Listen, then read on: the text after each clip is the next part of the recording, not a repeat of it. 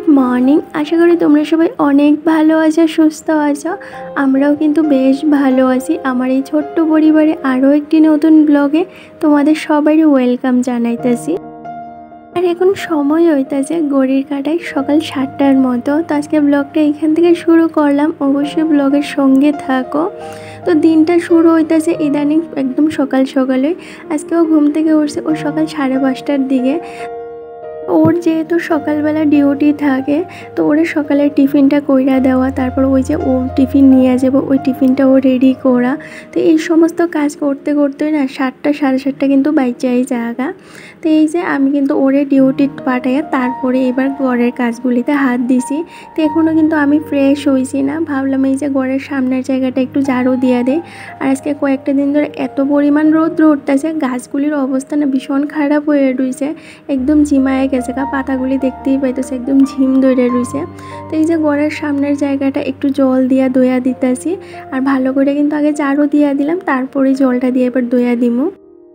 আর সকালটা হইলেই তো এই যে সংসারের কাজকর্ম নিয়ে ব্যস্ত হইয়া জায়গা, হইতে পারে সাংসারিক জীবন কিন্তু শুরু হইয়া জায়গা। প্রতিদিন একই কাজ, এগুলি আবার রিপিট করে চলতে থাকে। প্রতিদিন ঘুম থেকে ওঠো, সংসারের কাজগুলি করো, ঘর দোয়ার গুছাইয়ে রাখো, গাছের যত্ন করো, এই কাজের মধ্যেই না আমার জীবনটা চলতেছে।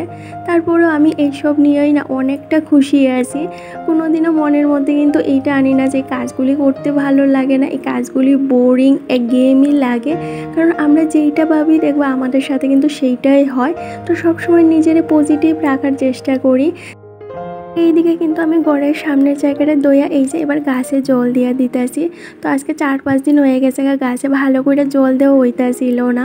তো গাছগুলি না কেমন জানি একটা হয়ে গেছিলো গাছ, এইটা দিকে ভীষণ খারাপও লাগতেছিল। আবার ভাবতেছিলাম গাছগুলি যদি নষ্ট হয়ে যায় তাহলে আমি কি করবো। তো এই যে গাছে কিন্তু একটু বেশি করে জল দিয়ে দিলাম, তারপর গ্রিলটা লাগাইয়া আয় পড়ছি ঘরে। তো একটু কাঁচা ধোয়াও করতে লাগবো। আর আজকে সকালে জানো তো কাঁচা ধোয়া যেগুলি করতে লাগবে এগুলি ভিজায় রাখতে একদমই মনে নাই। তো এই কাজগুলি করতে করতে একদম গাইমা গেছি তো এই কারণে যে স্নানটাও সাইডে আয় পড়ছি। আর ওই যে সকালবেলা যেহেতু কাপড় কয়টা ভিজায় দিতে পারছি না, তো এবার এখন ভিজায় আসার সঙ্গে সঙ্গে কাপড় কয়টা দইয়া দিলাম। চলো এবার এই যে তেল সিঁদুরটা দিই, তারপর কাপড় কইটা মেলা দিয়ে ঠাকুর পূজাটা দিমু। তো আগের থেকে কাপড় কইটা ভিজাই দিয়ে রাখলে দেখবা কাপড়গুলো কিন্তু বেশ ভালো কাঁচা হয়ে যায় আর অনেকটা পরিষ্কারও হয়। কিন্তু সঙ্গে সঙ্গে কাপড় কইটা ভিজাই ধুইতে গেলে দেখবা কাপড় কিন্তু ভালো করে পরিষ্কার হইতে চায় না। তো কি আর করে, একটু বেশি খাটনি লাগে। তো ওই যে সকালবেলা যেহেতু মনে আসছিল না, এই কারণে একটু বেশি পরিশ্রম হয়ে গেছে আজকে। তো এদিকে আমি তেল সিঁদুরটা দিয়ে চোকেজের উপরে জায়গাটা গুছিয়ে রেখে দিছি। তারপর আয় বললাম এই যে ছাদে কাপড় কয়টা মেললা দিতে। আর এই যে দেখতেই পাইতেছো এত পরিমাণ রৌদ্র উঠছে সকাল সকালে, ইদানিং না ভীষণ রৌদ্র ওঠে আর তার সাথে গরম হয়। আর এই গরমে না নাজেহাল অবস্থা, এতটা অস্বস্তি লাগে, শরীরটা জ্বালা পোড়া করে একদমই ভালো লাগে না, কাজগুলি করতেও ইচ্ছে করে না। কিন্তু আবার যদি নাও করি তাইলেও হইতো না, মানে চুপচাপ বইয়া থাকতে না ভালো লাগে না, কাজ পালায় সেরা সারাক্ষণ মনে হয় ঝটপট করে সমস্ত কাজগুলি সাইরা লাই। সকালটা হইলেই মাথার মধ্যে ঘুরতে থাকে কতক্ষণে কাজগুলি সারমো। যত সময় কাজগুলি না সারতে পারি না মনের মধ্যে একটা অশান্তি থাকে আর একটা চিন্তা লাগিয়া থাকে। আর সকালটা দেরিতে শুরু হইলো দেখবা কাজগুলি কিন্তু দেরিতে কইরা সেটা কমপ্লিট করলে হয় না, সেই কাজগুলি কিন্তু ঘড়ির কাঁটার সাথে তাল মিলাইয়া সেটা করতেই লাগে।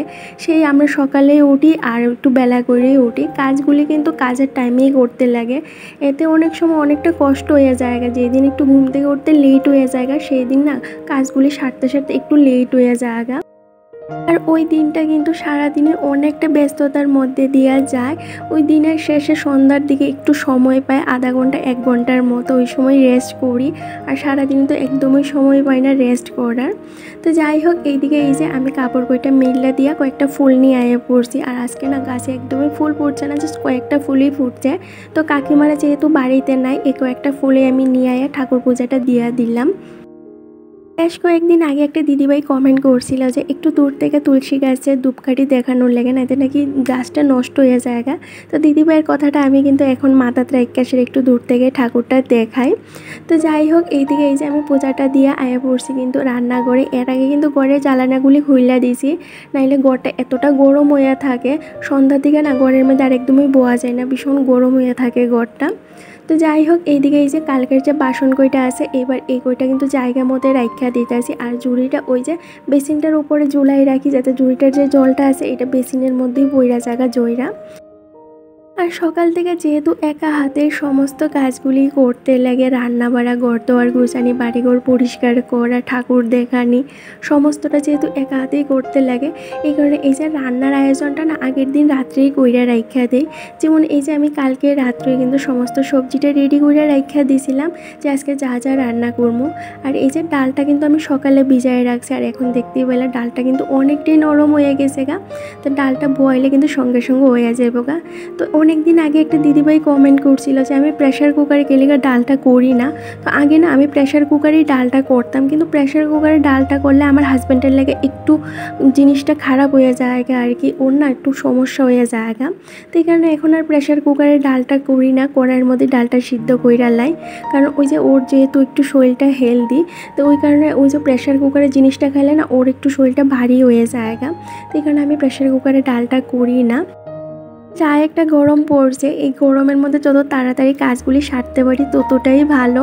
কারণ এই গরমের মধ্যে না মাথাটা দেখবো তাড়াতাড়ি যেমন গরম হয়ে যায় কাজগুলি যদি প্রপারভাবে না হয়। তো এইদিকে কিন্তু আমি ভাত আর ডালটা গ্যাসে বয়ে সেরা এই যে আগে বেডরুমটা ভালো করে পরিষ্কার করে গুছাইয়ে নিছি। তো এইবার এই যে মশারিটা, আর গতকালকে হাজব্যান্ডের অফিসে একটা প্রোগ্রাম আসছিল, তো ওই যে ওর আগের যে ড্রেসগুলি আসলো যেগুলি সাদা, এগুলি নিয়ে গিয়েছিল। তো আন্না সেটা রেখে দিয়েছে এই যে বিছনাটার উপরেই। তো এবার ভাজ করে এই যে পলিথিনটার মধ্যে ঢুকাই সেটা শোকেসটায় রাখা দিছি। আর গত 2 দিন লাগে না ঘরের যত পর্দাগুলি আছিল এই পর্দাগুলিটা দোয়া দিয়েছিলাম। অনেক দিন হয়েছে পর্দাগুলি দোয়া হইতেছিল না। বেডশিট তো রীতিমতোই দোয়া হয়, কিন্তু ঘরের যে পর্দাগুলি থাকে এইগুলি দেখবা এত সহজে কিন্তু দোয়া হয় না। আর সামনেই তো দুর্গা পূজা, তো দুর্গা পূজার আগে ঘর দোয়ারটা যদি একটু ভালো করে পরিষ্কার না করি তাইলে দেখবো মনটাও আবার ভালো লাগে না। তো এই যে যত কাপড় টাপড় গত 2-1 দিনে দইয়ে রাখছিলাম এইখানে, আর বেশিরভাগ কাপড়টা কিন্তু আমি আগে বাস করে রাখিয়া দিয়েছিলাম। তো গতকালকে যে কাপড় কইটা বাস করে রাখতে পারছি না, এই কইটা এবার এই যে বাস করে রাখা দিমু। একটা সংসারের আয়, উন্নতি, হেলদি লাইফস্টাইল, বাড়ির প্রতিটা কোনায় পজিটিভিটি বজায় থাকে কিন্তু আমাদের ভালো চিন্তা। আমরা যদি প্রতিনিয়ত চিন্তা করি যে আমাদের সংসারের অভাব, আমরা ভালো না, ভগবান কেলিকে আমাদের দেখে না, আমরাই কেলিকে এইরকম পরিস্থিতিতে আসি, তখন দেখবা বাড়িতে না অটোমেটিকলি একটা নেগেটিভিটি দেখা দেয়।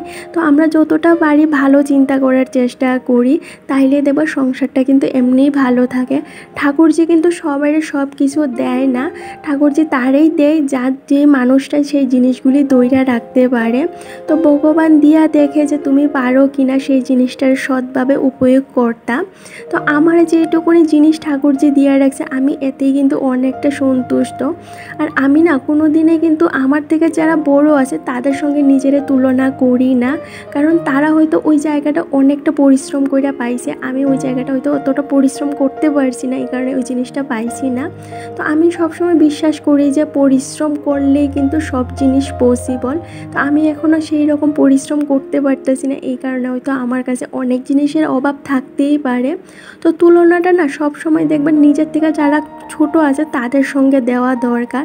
এমনও তো দুনিয়াত অনেক মানুষ আছে তাদের একটা হাত নাই, পা নাই, তারপরেও দেখবে তারা কিন্তু জীবনের সঙ্গে যুদ্ধ কইরা যাইতেছে এই সংসারে, এই সমাজে, এই দুনিয়ার টিক্কা থাকার লাইগা। তো তাদের দিকে সবসময় কিন্তু নিজেরা ইন্সপায়ার করা দরকার। নাকি যাদের অনেক ধন সম্পদ, টাকা পয়সা, নাম, ফেম আছে তাদের দেখা সেরা হিংসা করা, জলাস ফিল করা, এইগুলি কিন্তু মোটেও ভালো না। আর এইগুলি করলে কিন্তু একটা সংসারে না এতটা নেগেটিভিটি ছড়ায় যে এই জিনিসটা আমরা চাইলেও কিন্তু কোনো দিন আর ঠিক করতে পারতাম না। আর এদিকে দেখো তোমাদের সাথে গল্প করতে করতে আমি কিন্তু কাপড় কইটা বাস কইরা ঘরের যে পর্দাগুলি আছে এইগুলি কিন্তু আবার লাগাইয়া দিছি। তাহলে চলো এই যে এবার ভালো করে ঘর দোয়ারটা ঝাড়ু দেয়। সকালে তো একটু ঝাড়ু দিলাম, তারপরে এই যে ঘর দোয়ার ঝাড়া দেওয়ার পরে আবার যদি একটু ঝাড়ুটা না দিই তাইলে মনে হয় আবার এদিক সেদিক অনেকটাই দুলা ছড়াইয়া থাকে। তো এই যে আমি সমস্ত ঘরটা ভালো করে ঝাড়ু দিয়ে লাইতেছি। তারপর রান্নাটা তো বুয়াই দিয়েছিলাম, তো এদিকে ভাত আর ডালটাও আমার হয়ে গেছে গা। তারপর বাকি যে রান্নাটা আছে এইটাও কিন্তু আমি ঘর দোয়ারটা ভালো করে পরিষ্কার করে গুছাইয়া নিচে, দেখতেই পাইলা এত পরিমাণ রৌদ্র, বাইরে তাকানোই যাইতেছে না। আর রান্না করে এত পরিমাণ গরম, এদিকে ঘরের সমস্ত কাজকর্ম সাইরা ভাত আর ডালটা বুয়াই দিয়েছিলাম। তো ভাত আর ডালটা হয়ে গেছে, কারণ বাকি যে রান্নাটা আছে এইটা করি। তাইলে চলো ঝটপট করে রান্নাটা সারি। আর প্রচণ্ড ক্ষুধা লেগে গেছে গা, তো রান্না বান্নার সাইরে একটু ভাত খাবো। সকালবেলা আজকে সেরকম কোনো কিছু খাওয়া হয়েছে না, এর কারণ বেজান ক্ষুধা লাগতেছে। রান্নাটা শেষ করি তারপরে খাওয়া দাওয়া করবো।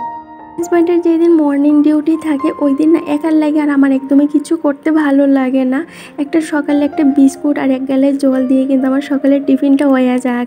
আর ওই যে ও ডিউটি যাইবার সময় মুড়ি বিস্কুট বা অন্য যে সমস্ত জিনিস থাকে ওইটা দিয়ে সকালের টিফিনটা কইরালাম।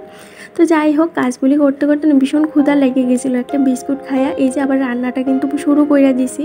তো আজকে রান্না করুম একটু পাঁচমিশালি সবজি, তার সাথে একটু ডাঁটার শাক। আর এই যে যেহেতু আজকে সমস্তটা নিরামিষ করতেছি, নিরামিষের সাথে একটু পাঁপড় না হইলে আবার ভালো লাগে না, সেখানে একটু করে পাঁপড় রাখা আসলে পাঁপড়টা বাইচা নিয়েছি। তারপর এই যে এক পাশে বয়াই দিলাম শাকটা, আর এক পাশে বয়াই দিম এবার পাঁচমিশালি যে সবজিটা আছে এইটা।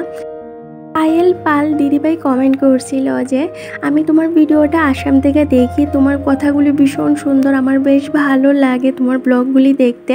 তুমি কিন্তু আমার নামটা নিও আর একদিন আসাম আইও তুমি। জানো তো আসাম না আমার একটা বন্ধুর বাড়ি আছে। আমি যখন হায়দ্রাবাদ পড়াশোনা করতাম তো আসামের আমার একটা ফ্রেন্ড আসছিল, তো ও অনেকবার কয়ে আসাম যাওয়ার লাগে। আমারও ইচ্ছে করে, আসাম অনেক সুন্দর দেখার, কিন্তু কোনোদিনও না সেইভাবে যাওয়ার প্ল্যানিং হয় না। কিন্তু ইচ্ছে আছে আসামে একবার যাই সেটা ঘুরে দেখার, কামাখ্যা মন্দির দেখার। আর আমার মা বাবা শ্বশুর শাশুড়ি সবাইয়েরই অনেক ইচ্ছে যে আসাম যাইব, কামাখ্যা মন্দির দেখব। তো ইচ্ছে আছে খুব তাড়াতাড়ি আসাম যাবার সবার সঙ্গে। তো যখন যাবো অবশ্যই তোমাদের সাথেও কিন্তু দেখা করবো। আর প্রিয়ালি দিদিভাইও কিন্তু সেম কমেন্টেই করছিল যে একদিন রানাঘাট যাওয়ার লাগে। সত্যি কথা কইতে কি জানো তো দিদিভাই, রানাঘাট কোথায় আমি একদমই জানি না। তো যাই হোক, যদি কোনো দিন যাওয়া হয় অবশ্যই কিন্তু তোমাদের সাথে দেখা হইব। আর এইদিকে তোমাদের সাথে গল্প করতে করতে দেখো আমি কিন্তু শাকটা কইরা নিয়েছি, তারপর পাঁচমিশালি সবজিটাও বোয়াই দিলাম। আর এই যে পাঁপড় কইটা কিন্তু এই কৌটাটার মধ্যে ঢুকাই দিছি। আর পাঁপড়টা রাখতে রাখতে দেখো আমিও কিন্তু একটা পাঁপড় খাওয়া শুরু করে দিয়েছি, ভীষণ ক্ষুধা লাগছিল। তো এই কারণে এই যে যেইটা হাতের দ্বারা পাইতাছি একটু একটু করে কিন্তু খাইয়া নিতেছি, কারণ রান্না বান্না না সেরে তো খাইতে পারতাম না। কেন জানি আমার কাজ তো না বইয়া থাকতে বা কোনো খাওয়া দাওয়া করতে একদমই ভালো লাগে না।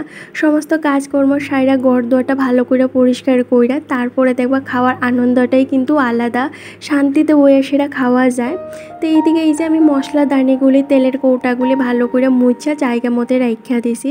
আর সমস্ত রান্না বান্নাটাও সারলাম। আর আজকে রান্না করছি পাঁচমিশালি সবজি, শাক, বেগুন ভাজা, ডাল।